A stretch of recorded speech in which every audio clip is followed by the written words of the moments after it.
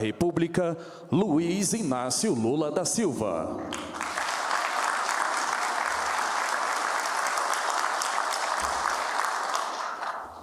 Eu espero, Renan, que o sucesso desse momento que estamos vivendo com a CNH seja uma coisa muito promissora para as pessoas que mais necessitam nesse país. Nós vamos terminar o 3º ano de governo. E eu disse no começo do ano de que nós tínhamos passado 2 anos preparando a terra, tirando a quantidade de carrapicho que nós encontramos na terra, carpinando com muito carinho, e depois a gente plantou. E agora nós estamos no momento da colheita.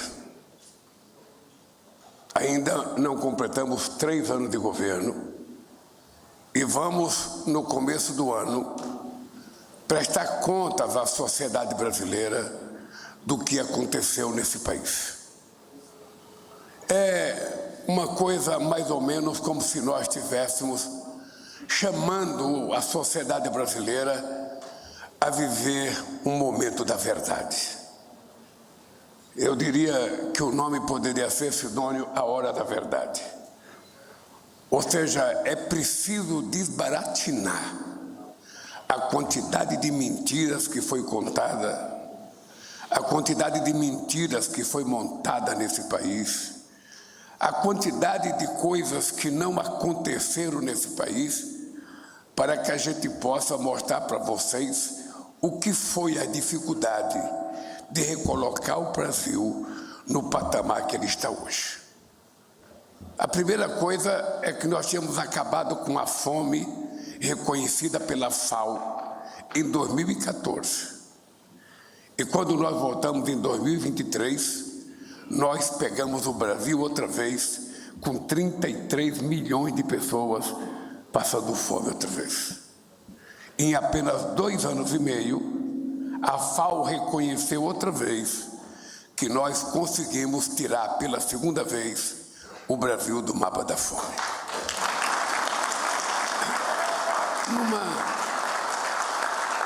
Uma coisa que eu digo sempre é que a palavra governar, ela não é correta para todo mundo. Porque, no fundo, a palavra correta é que nós somos cuidadores. Quando você ganha uma eleição, você precisa definir. Embora você possa representar todos, você tem que definir quem é que vai ter as políticas públicas mais necessárias para elevar o padrão das camadas mais baixas da sociedade brasileira. Porque governar o Brasil para 35 milhões de brasileiros é fácil. Ele foi governado a vida inteira.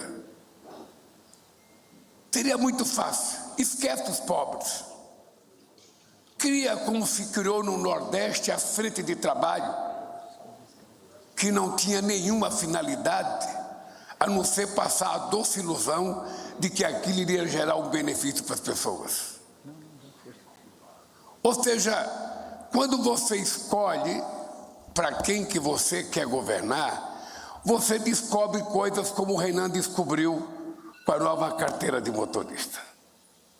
Você veja, o Tiago, ele nasceu em 1987. E eu, Tiago, bem antes de você, já não tinha minha carteira de motorista. Eu, desde 1981, eu não dirijo. E não é que eu era bom motorista, não era muito bom não, mas como eu fui candidato a governador de São Paulo, arrumaram um motorista para mim, o carro era o meu, aí eu nunca mais larguei o motorista, porque era mais fácil andar falando mal dos outros com alguém dirigindo do que eu mesmo dirigindo. Bem, eu vejo o que acontece nesse país. Nós, Renan, fazemos parte da geração que tirou os jumentos das ruas desse país para colocar moto. Quem é que não está lembrado? A famosa enxurrada de jumentinhos abandonados por esse país, porque as pessoas começaram a comprar uma moto. Na medida que o Estado não ofereceu o passo seguinte, que era legalizar a moto, o pessoal viveu na clandestinidade assim mesmo. Eu não tenho carteira. Os estados não têm um bom sistema de fiscalização, então vamos continuar com a moto sem a carteira de habilitação. Mas na hora em que a moto, por menor que ela seja, se transforma num instrumento de trabalho de milhões de homens e mulheres deste país, que são os famosos entregadores, aumenta a responsabilidade do Estado. E eu não sei, Renan, em que momento alguém falou com você que você entrou na minha sala achando que tinha descoberto o Brasil novamente. Presidente, eu tenho uma coisa para lhe contar, presidente, que é um golaço.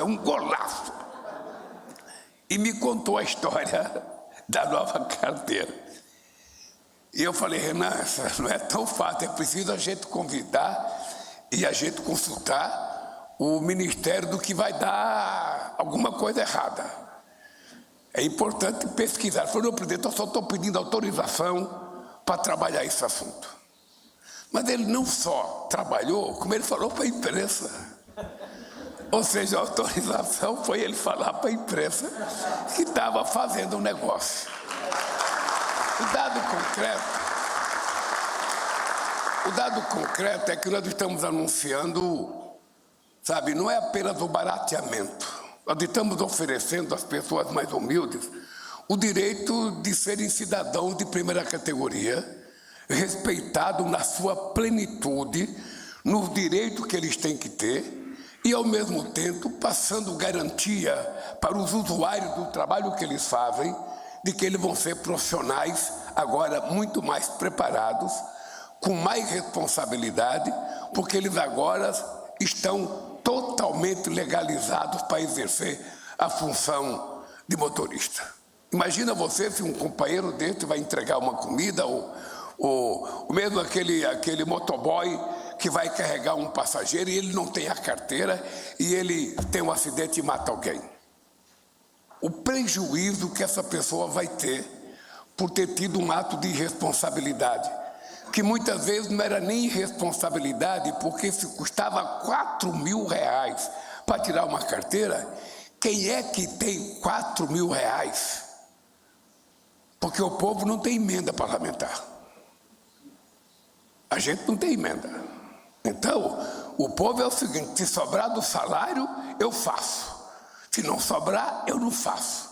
E a competição é sempre essa, ou comer, ou fazer o que eu tenho que fazer. E a opção é sempre a mesma, é comer. E a opção correta. Eu prefiro ficar trabalhando sem o meu instrumento, mas eu preciso levar comida para casa e levar comida para meus filhos. E nós estamos mudando isso, graças à competência do meu ministro do Transporte, graças ao trabalho da Casa Civil e graças ao trabalho de todos vocês que contribuíram para que o Renan conseguisse apresentar isso hoje. Olha, nós temos muita coisa para entregar. E vocês que são deputados e senadores precisam tirar proveito disso para vocês. Porque no fundo, muitas das coisas que nós estamos entregando, se não fosse vocês, a gente não estaria entregando. Não estaríamos entregando porque o Congresso, e veja, eu digo sempre um negócio para as pessoas aprenderem o que é política. Teoricamente, eu tenho um Congresso totalmente adverso. O meu partido só elegeu 69 deputados. O Congresso tem 513 deputados. Para votar qualquer coisa, eu preciso de no mínimo 247. No Senado, nós temos 9 de 81. Para votar qualquer coisa, eu preciso de 41 no mínimo. Então, meu caro, não tem outro resultado, é fazer política. É conversar, é dialogar, é tentar convencer, é ser convencido, é ceder. É assim que você exerce a governança. É importante lembrar vocês que Obama passou praticamente 8 anos nos Estados Unidos e quase não conseguiu aprovar nada no Congresso Nacional. Aqui no Brasil, nós aprovamos 99% de tudo que o governo mandou para o Congresso Nacional.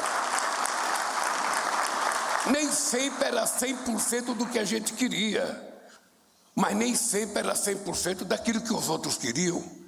E essa é a tal da negociação. Se você quer 100 e você conquista 50%, já é uma boa conquista. Se você pagava um exame médico R$300 e você vai pagar agora menos, olha, é um ganho extraordinário. Se você gastava 4 mil, 3 mil, vai gastar, sabe, 700, 800 reais, é um ganho extraordinário que no fundo significa o quê?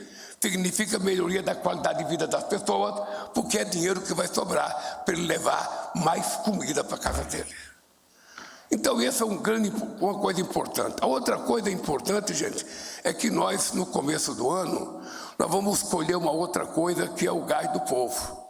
Vocês sabem que nós assumimos o compromisso de tirar o pobre da humilhação. Ou seja, no Brasil, um botijão de 13 quilos de gás sai da Petrobras a R$37 e ele chega para o consumidor mais pobre desse país, de alguns estados, a R$150. Ou seja, isso consome 10% do salário mínimo. E nós achamos que não é justo isso. Então nós resolvemos criar um programa em que quase 15 milhões e meio de pessoas vão receber o gás de graça. O governo vai assumir a responsabilidade de que as pessoas mais humildes irão receber, sabe, o gás de graça. Para quem tem uma família de 4 pessoas, é até 4 botijão por mês, por ano. Ou seja, para que as pessoas não precisem cozinhar com álcool, não precisem ficar tentando aquele fogão de querosene, não fiquem tentando utilizar lenha, sabe, com 2 pedras no chão, que muita gente faz, correndo o risco de acidentar uma criança. Da mesma forma que nós resolvemos mudar a questão da energia elétrica no Brasil. Todos vocês sabem que o pobre paga proporcionalmente mais caro a energia do que o rico. O pobre que utiliza a energia do mercado regulado, ele paga mais caro do que o rico. Então, o que nós estamos fazendo é garantir que quem consome até 80 kW não pague mais nada de energia, quem consome até 120 kW pague só uma pequena parcela, e vamos permitir que as pessoas, donas de casa, possam entrar no mercado livre de energia, não tenha que ficar pagando mais caro. Porque era como imposto de renda. Era como imposto de renda.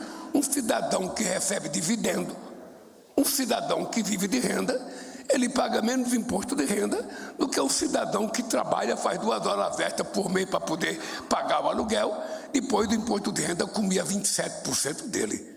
Qual era a explicação de justeza? Qual era o conceito de benefício social que esse povo tem? Nenhum. Então nós vamos anunciar, tudo isso já está em andamento, e tudo isso começa a aparecer, sabe, na casa das pessoas e no bolso das pessoas, a partir de janeiro, como um imposto de renda. Que é outra coisa que eu quero agradecer ao Congresso Nacional, de ter votado por unanimidade nas 2 casas o imposto de renda. Eu, na verdade, acho pouco R$5.000. É pouco, todo mundo sabe que é pouco.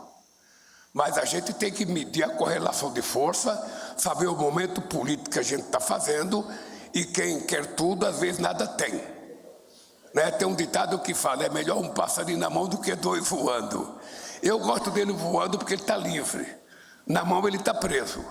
Mas eu acho que nós temos que começar a perceber que não existe outra forma da gente fazer política de justiça social fora da questão tributária. é pelo tributo que a gente faz o país ser justo. E é por isso que esse ano vai ser o ano da verdade, além de um ano eleitoral. Todo mundo, eu estou vendo a cara de muito deputado, de muito senador, eu sei que todo mundo já está em campanha por esse país afora. Sabe? As pessoas não pensam em outra coisa. O Natal já foi esquecido, agora é só eleição. Então, eu acho que nós temos que aproveitar esse momento para conversar mais seriamente com o povo brasileiro. Nós precisamos conversar. A política está muito complicada. A política está muito complicada no mundo inteiro. E aqui no Brasil também está complicada. E nós precisamos não distensionar, porque eu não acho que está polarizada, mas polarizada sempre foi. Sempre foi. O problema é que você pode polarizar politicamente sem estimular o ódio. Não é isso? Você pode polarizar. Eu posso ser adversário do Sidônio, mas eu posso continuar sendo amigo do Sidônio, respeitando ele, como eu fui adversário do Alckmin, e ele foi meu adversário, e hoje ele é meu vice. Isso é política. O resto não é política. Isso é política. E é com esse tipo de política que a gente vai construir, durante o processo eleitoral, um outro jeito da sociedade compreender o que está acontecendo nesse país. O que está acontecendo de verdade nesse país? Porque só tem um sentido para quem tem um mandato público. É ao terminar o seu mandato, ele medir se o povo melhorou ou não melhorou. Não é ele que melhorou. Porque se foi ele que melhorou, a coisa está ruim. É preciso saber se o povo melhorou, se as condições do país melhorou, se a economia melhorou, se o salário melhorou, se a saúde melhorou, se a educação melhorou. É isso que conta na nossa vida, na hora que a gente tem que prestar conta daquilo que a gente fez.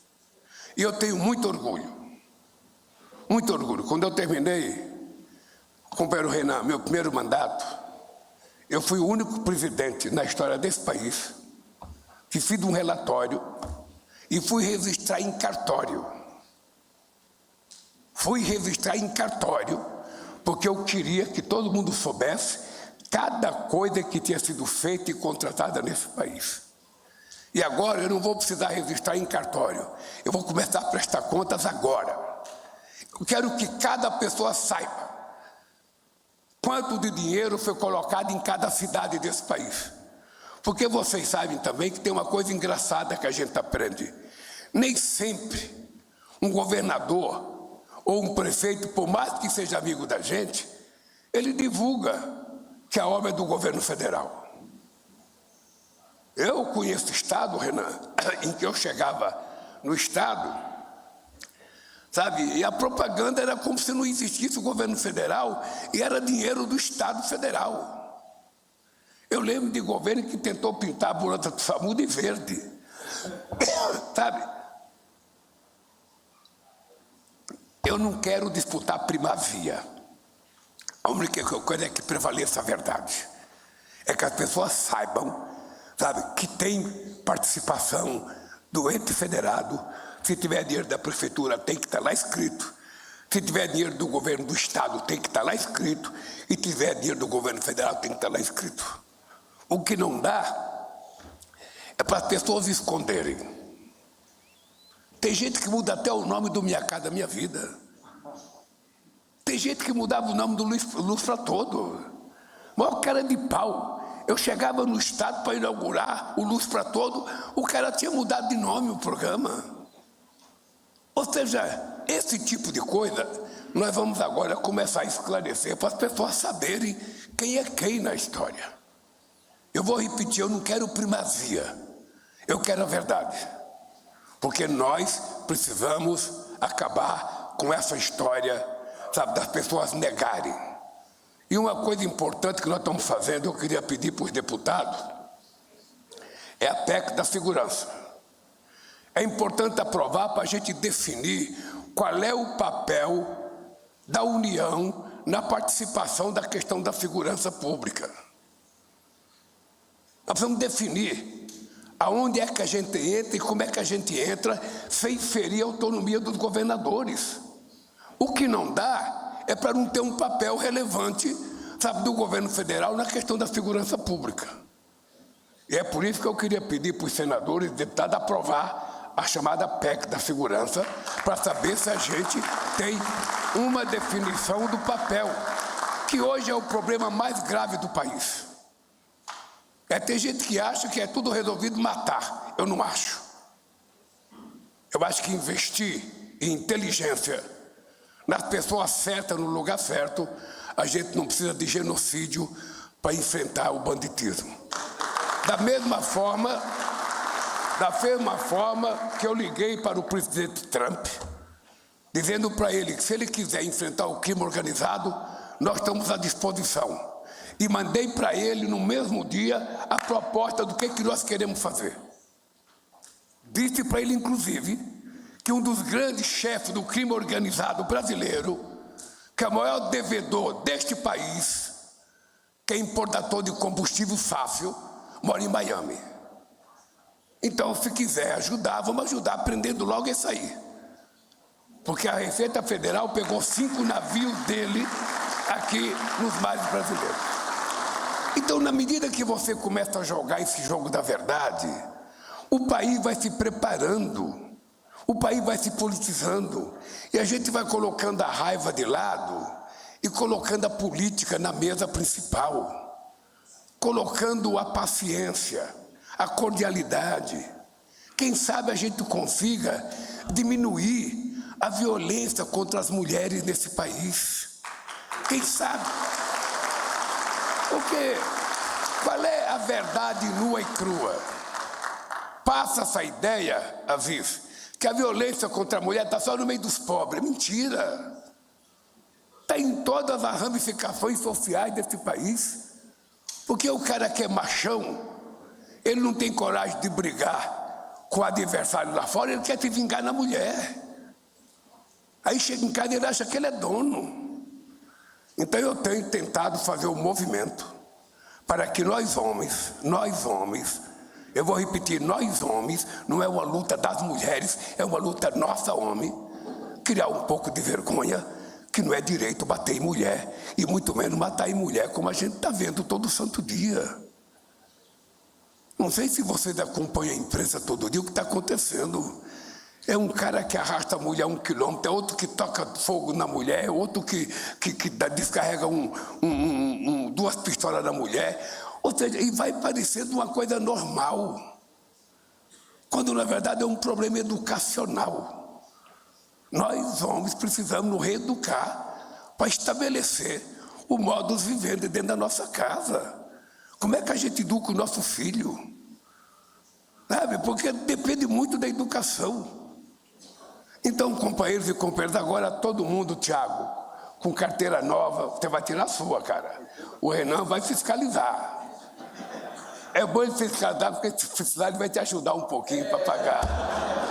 Sabe? Então, eu acho que hoje é um dia extraordinário, porque aos poucos, ainda falta uma coisa, Tiago, fazer, que eu pensei que o Alckmin ia falar, que é outra coisa que eu estou atrás. Tá, que a gente ainda não conseguiu concluir. Mas uma coisa que a gente quer fazer é baratear o financiamento de uma motozinha para que os entregadores tenham o direito de ter uma moto, de preferência elétrica, para economizar a emissão de gás de efeito estufa. Nós estamos atrás, pode ficar certo que é uma loucura nossa. Alckmin, eu, Rui Costa, sabe, o Boulos, está todo mundo tentando encontrar um jeito de financiar. Sabe? E é possível financiar baratinho. É possível financiar. Esse é o nosso próximo compromisso. Eu não sei se vai dar para a gente anunciar ainda até o final do ano, mas estamos trabalhando para isso. Porque aí você vai trabalhar não pedalando. Porque sabe qual é a enganação do cara que fala, eu vou de bicicleta? Na verdade, ele não vai de bicicleta. A bicicleta é o único transporte que ela não leva ninguém. É a pessoa que leva ela. E a pessoa, como a gente se engana? Eu vou de bicicleta. Não, a bicicleta é que vai de você. Porque se você não pedalar, ela não sai do lugar. Então eu acho que não é correto o Thiago andar 50 quilômetros de bicicleta. Se fosse entregar comida a 50 quilômetros, vai chegar tudo gelada, cara. Não, ele tem direito de financiar uma motozinha com a CNH nova, sabe? Ganhando um pouquinho mais. Aí a gente vai financiar uma motozinha para você se transformar no entregador mais feliz de Brasília. Gente, um abraço, muito obrigado. E eu espero que essa medida provisória seja aprovada o mais rápido possível.